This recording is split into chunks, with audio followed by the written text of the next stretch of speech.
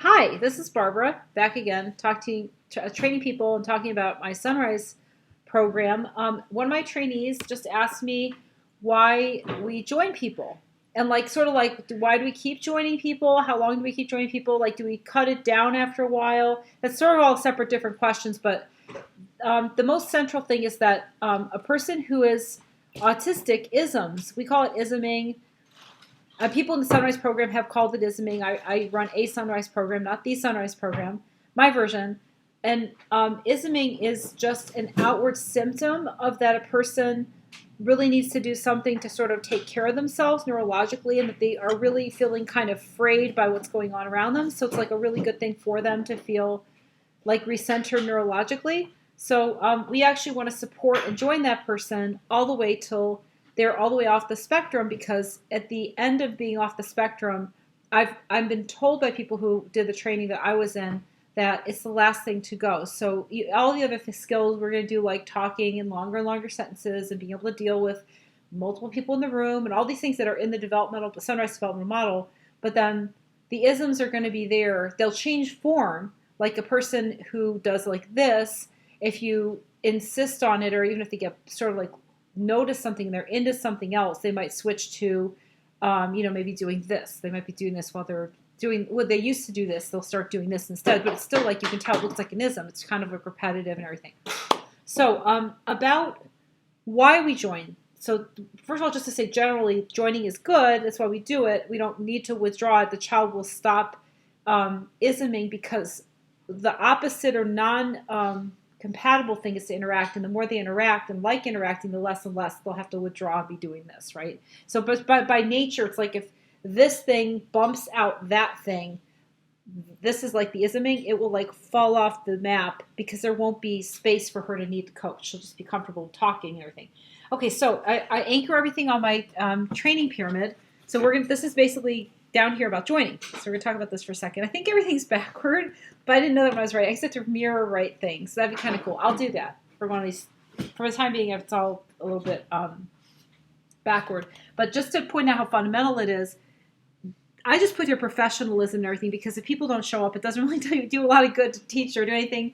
So that's kind of what happens outside the playroom. But once you're inside the playroom, the attitude, which is the core thing of loving, accepting, non-judgmental, happy, I also put playful, is the most important thing, followed by joining. Because when somebody goes into their own world, that's the only way, and this leads right into what we're going to talk about. This is the only way you can really love and accept a person, because a person who's in their own world, autistically speaking, doesn't want to be touched or interact with you. They don't want you to talk to them. They don't especially want you to touch them. They don't want to touch you. They don't want to talk to you. So if you were going to love and accept a person, if you've ever just been in a room with somebody and they just mill around while you're doing something else, it doesn't feel really loving and accepting or really anything interactive. But if you're joining the person when they are, let's say, doing this, it's like, I'm saying if we play act, we do this with each other, where you do this and I do this on the corner of your eye, you will feel like somebody's like moving with you and doing something with you, versus you doing this and I'm walking around cleaning the dishes. You hear like this.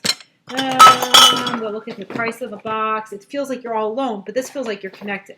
Okay, so we're already at 3 minutes. Let's get into why it seems to work. Because the reality is, it seems to work. Most people who doubt about joining and the validity or the value of joining, in my opinion, they've never done it, or never done it with their heart in the right place. So if you just say, okay, I won't use names, but there's someone in our life that didn't want to learn the Sunrise program, do any joining.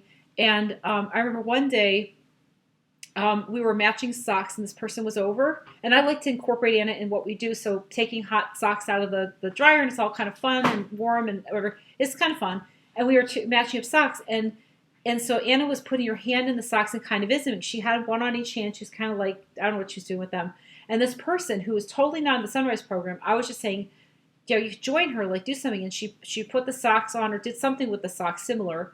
And then the minute Anna really quickly came back out of her ism, because that's what happens. Like the joining seems to trigger a child or anyone really coming out of their ism with a lot of interest in interacting, not being dragged out and kind of half hating it. So what happened was she just almost threw the socks down and just started like she didn't want to even touch them after. It was like she was only doing it as a ploy. She didn't actually really like or respect the sock activity. And Anna knew that. So she didn't like, and then that was like her one little window, and the rest of the time they didn't really interact the whole visit. So I'm saying is like, the kids know if you're doing it with the right spirit, that you're really like liking the thing too, which gets right into point number one. We're demonstrating love and acceptance of a person, which is the core attitude, which is the foundation of the program in the playroom. We're demonstrating this for a person who you can't demonstrate it really any other way. This was the brilliance. This attitude was brilliant. This is one of the other major brilliant foundational principles of the Sunrise program, is that if somebody's doing what you're doing, you know that they have to have something in common with you, and you know that they have to not be rejecting that. So if I really hated how you do this with your hair, I was like, oh, I hate that. Guarantee you I would not be doing this with you and with a comfortable heart. I might be doing this kind of annoyed, and you would know it, right? So the attitude in which you join really matters.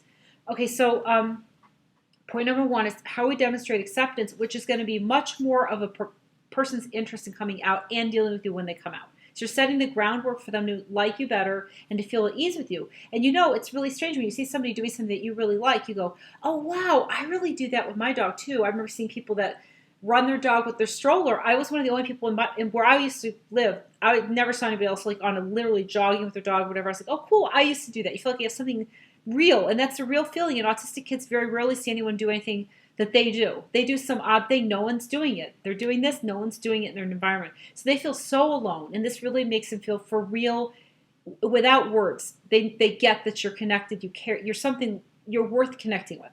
Number two, you are giving them a break. So autistic kids, if you think about it, all have, in my opinion, I'm not a doctor, but I've observed it. I have autism, so I'm speaking from experience that you're neurologically afraid you get overwhelmed really easily. It's too much for you to process through. We process slower than other people. So complicated, unexpected, not particularly desirable things happening, or like it like builds up and you need to take a break. And when people in the past who didn't do Sunrise, we had a floor time person. You could tell Anna was getting like kind of stressed, and they were trying to keep her going, and then she was stressed, and they were like, keep her going, and then she would just blow up, and for like 5 minutes she'd be screaming and kicking and didn't want to deal with that person. You could see it coming, but it gives them a break. It gives them control. So if they're like, like for a minute, have you ever like you're working and you're like, I gotta look at my phone, I need a break. Like everyone feels that, right? See, and she gets that instead of being off in her own world on her phone, she's like, I need a break, and she's like, and she looks over, and you're going. And she feels so great. She's like, oh, I took a break. Thank goodness. So everything you do just stops. And then when she wants to come back, she'll say, hey, what was that song again? And you'll go right back to the activity. So it's just like she hits the pause. It gives her control without words. She just kind of gives you that reaction. And this is great for kids who aren't verbal. They're like, I don't want to do. They're just like, oh, I want to go away. And then you just calmly turn with them, and everything gets quiet. And if they want to like tap and they want to hear their finger or their foot on something, they hear it. You tap on that side for a second at the same rhythm. Tap. No, great. Oh, that's good. Do you see that? Like they're hearing it come back from the universe even stronger. And let me just say, as an autistic person, I have had people join me a few times, and it makes you come out of your ism. Like it's like you're flying back out of it. Like you know when you push styrofoam underwater. And like your kickboard at the pool, and you're pushing it underwater, and it really wants to come back out, and you suddenly let go, and it goes like out of the water. The lower you push it, the higher it comes, or whatever. That's how it feels when you come out of an ism when you're joined. I've had somebody join me when I was like, I do a lot of looking isming. I mean, not that much compared to my daughter, but there's a little bit. So like I'll be staring out the window because I have autism, or I did. So I was looking out a window, and somebody was like looking out the window with me. And I was like, oh, I felt great, and I remember thinking like, what was that? And it was like, oh, you're joining me. I get it now. But like compare that to when you don't want to do something and somebody's just like pulling on your shoulder like, Mom, like, wait, I'm finishing this. Mom, like you don't want, when you come out of that, you're just like, what do you want? And you really don't enjoy it. You're not ready for it. And that's what it's like if you rush them out of their ism. You want them to just be like, I need a break. And now I'm ready. And they will come back. And they do come back. So point number one to review was demonstrating love and acceptance for a person who really doesn't want interaction at the moment. Number two is giving the kids a break. And number three, I'm going to keep really brief because it's speculative, which is that I was a pre-med for a while. So what the heck? Let's just throw this in, which is I remember reading about mirror neurons around the time I forget. It wasn't that far before I had Anna, and it was saying that there were these monkeys that were being, they had those little implants and they were eating raisins and they had the implants. Have you heard about the study? No, I think it was in Italy, no. actually. But anyway, so they have these, like, they put like these little rhesus monkeys, they put these implants that they can read the neurons in their brain, and they were studying them when they were doing something about getting these raisins as a reward or something. And they would do something, they get the raisins. And then what happened was this guy came in for lunch and he happened to be eating the raisins, or not the same ones, but like they had an extra pack and he was eating the raisins. He was like one of the people working in the lab.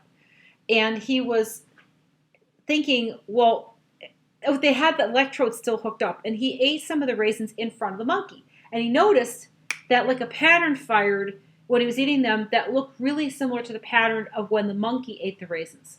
But it wasn't the same pattern. So here's like the monkey eating your raisins. Let's say it looks like this. Here's when the monkey looks at you eating the raisins. So it's really similar, but it's offset. And they think that this is the basis of empathy in people, and anything really, is that we have slightly offset neurons that we can tell the difference between what's happening to us and what it's actually like on a movie screen. So when you're actually watching a person who's like, they're being chased, and you're like, who's that person, right? And then like, you're thinking your heart is beating, but you actually don't really feel like getting up because you know it's not you, because it's the same, it feels really similar, but you know it's not you. But when someone's actually chasing you, you're going to know it's you. It's like you know the difference, and so does the monkey. So what happens is with mirror neurons is there's a theory that autism is maybe fundamentally, there's some kind of brain injury, but maybe the thing that happens is the mirror neuron system gets broken really early, like when they're like developing or something. So what happens is those neurons don't develop properly, or they get poisoned during the process when they're supposed to be happening. So you do something and they don't see it as what they do. Like you may be, I remember when I got injured and my daughter would like, if I was upset and crying, she would come over and just start hitting on me with her fist because she didn't like me crying. She was like, that upsets me. She wasn't even thinking, what does it feel like that I have a cut? She's just like, stop it, just stop it. So like she had no sense of empathy. And then I remember we actually, when she first started getting empathy, I remember the first time I ever saw it, I bumped my head and she said, ow. And I was just like, because she got what it would be like to bump your head. And she got that, it's like that we think, I'm speculating, is the thing that gets strengthened because when somebody's joining you, you see you doing it and you see kind of like them doing it. And you get really used to seeing kind of like those two things interplay with each other. And somehow it ends up with empathy and growing back. We don't know how it is. But that's the little bit about mirror neurons. So we're at 12 minutes and 43 seconds. Quick review.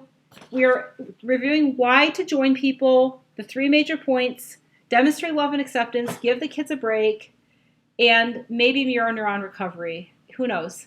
Thank you for coming. Good luck. Bye.